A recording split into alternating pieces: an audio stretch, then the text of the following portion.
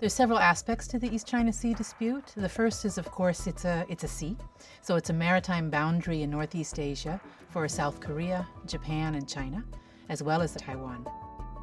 In the headlines today, of course, the East China Sea is most thought of because of the dispute between Japan and China over the Senkaku, as the Japanese call them, or the Diaoyu, as the Chinese refer to them. Today, Japan administers the islands, which gives Japan management over the islands, but not sovereignty over the islands. Sovereignty over the islands would mean China or Japan, whichever one had effective sovereignty, would have the exclusive economic zone. And within that zone, you're allowed to develop all of the resources. Disputes tend to become more significant, of course, when there are real resources involved. Nationalism plays a role in any sort of territorial dispute, but I think in the case of China and Japan, it is especially significant. There's still some disputes over history, over the way in which World War II ended, about the way in which the post-war settlement of that war was negotiated, and I think that's also partly behind some of the emotions that surround the dispute today.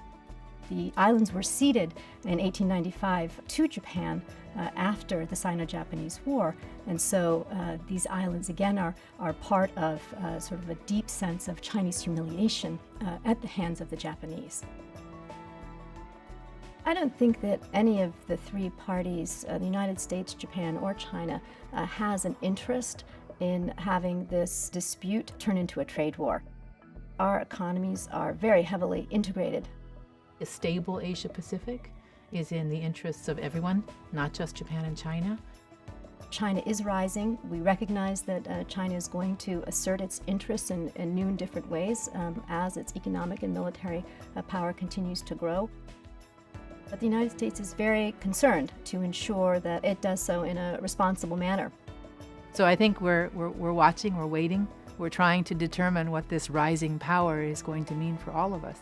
And I think hopefully the territorial dispute will give us an opportunity to get back to the diplomacy that I think Japan and China in the past have proven to be quite good at.